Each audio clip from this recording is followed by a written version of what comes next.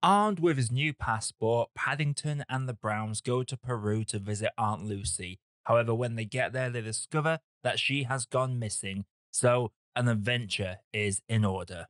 Film fans of YouTube, hello and welcome back to the channel. I am Josh, your movie apprentice, and today I am looking at Paddington in Peru, the third film of the Paddington series. This is now directed by Dougal Wilson and stars Hugh Bonneville, Ben Whishaw as the voice of Paddington, as well as Olivia Coleman and Antonio Banderes. Before I get into my review, if you like what you're seeing on our channel, click the like button and subscribe for more video reviews like this one coming all the time. Without further ado, let's talk about Paddington in Peru. So Paddington in Peru, for me, is easily the weakest of the trilogy, but unlike your Terminator 3 or your Alien 3 or your Scream 3, this is by no means a negative against this movie, as the previous two Paddington films are kind of their own wholesome bubble of just perfection. Whereas this one, I describe it best as after you have these elevated experiences of seeing the first two, this is a nice nightcap to wrap yourself in a cozy warm blanket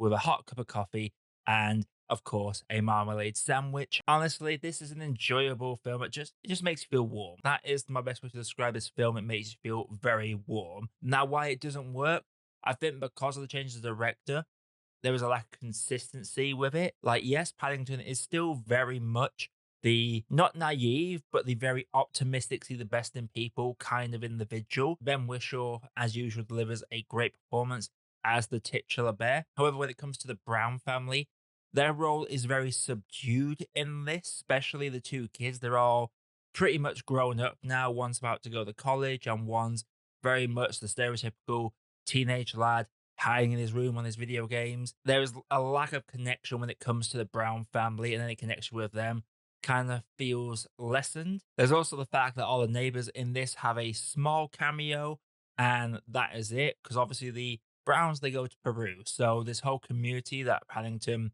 has been built around in the previous two movies, they are not around in this one because of the change of location. Now, granted, it's interesting to see the change in location and seeing the Browns come to terms with it and trying to adapt with it. And Hugh Bonneville is brilliant in this, just being this safe pair of hands that is very paranoid about the jungle, yet is committing to it because his job wants him to embrace risk. That's his kind of arc in this. And there's a great running gag between him and the spider that is very enjoyable. But the stars of the show in this for me are very much Antonio Banderas and Olivia Coleman. Olivia Coleman, I just kind of just want to have a glass of wine with this woman. Like, she is having so much fun in this as this guitar playing nun that you see in the trailer.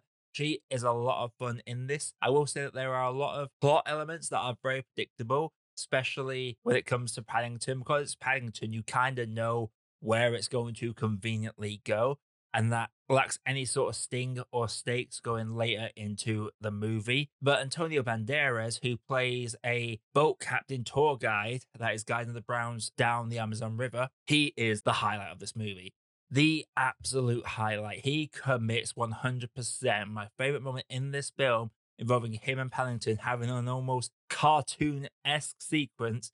There is full commitment from the man. This is one of those films where it embraces the silly side, and that is where it shines the strongest. When Olivia Colman and Antonio Banderas are just being absolutely silly within their characters, it's very entertaining. And I do have to respect the film for avoiding a subplot that was right there to be taken when it came to the daughter of the ship captain and the teenage boy that never leaves his room. I fully expected it to go into some weird stereotypical romance, but it never goes down that route. In fact, I don't think those two characters ever share a line together in the movie. This is very much another film that conveys the themes of family, belonging, and there's a great little theme of immigration in this because Paddington has become a British citizen. That is why he's getting his passport photo taken. He's officially now a British citizen. So having to come to terms with having this dual citizenship of where he's from versus where he's got a citizenship, that I thought was a nice little arc. Just feel like they could have been fleshed out a little bit more because it's only brought up a couple of times and it's very heavy handed when it is brought up. However, I feel like that is a nice, sweet little moment about embracing the culture of where you come from versus the culture of where you are now and being a bit of both, which I really like. I will say definitely stay for the mid-credit scene. That mid-credit scene is amazing.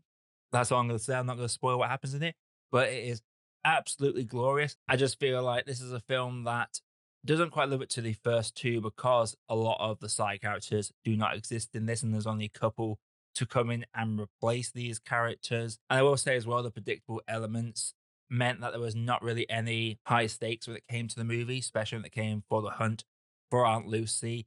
These revolutions are, it's overall a very safe movie. It's a very safe movie that doesn't really push any boundaries. Now, granted, you can't even argue the first two do that too much, but I at least remember in the second one, there was this tense little moment where the three convicts separate from Paddington and they have to wrestle with their inner selves and go back and help Paddington. There was no real thing in this that really matches up to that level of emotional investment. If you want to get a nice, cozy little film to cuddle up with the family and see some very over the top, cartoonish, but hilarious performances by Olivia Coleman and Antonio Banderes, then you're going to have a whale of a time with this movie because it's very entertaining and just overall a pleasant watch, which is what the Paddington movies overall really are. This is easily the weakest, but unlike most trilogies that usually flop when it comes to the third film, this just goes from a perfect level to a very upper mid level, which is not too much of a drop off when you consider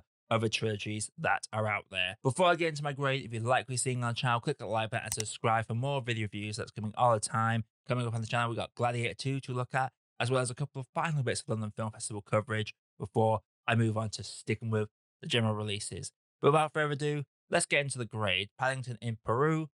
It's an enjoyable, fresh setting, takes away a lot of the side characters, but gives us some very entertaining support performances by Coleman and Banderes. The character of Paddington is expertly played by Whishaw, as per usual. And I love the arc of Mr. Brown in it. It's a very subtle arc, but it's entertaining and gets some of the biggest laughs from me in this. It does have its predictable elements, and the plot is very paper thin, but it's a Paddington movie. If you like Paddington, you're going to enjoy this movie because it's just a nice, wholesome, comforting watch that you should enjoy with a marmalade sandwich. I'm going to say that Paddington in Peru is a tea that needs more sugar. So, Paddington in Peru, have you seen it? If you have, let me know you thought down in the comments below. How would you rank the Paddington trilogy? Coming up on the channel, as I said, Gladiator 2 to come out, and I will be doing a review of Colors Within, as well as The Surfer, and Emilia Perez I'm debating looking into as well.